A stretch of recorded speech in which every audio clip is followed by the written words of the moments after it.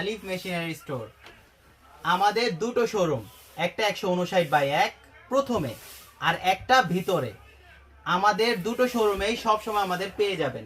যাদের চিনতে অসুবিধা হবে স্ক্রিনে দেওয়া নাম্বারে যোগাযোগ করবেন।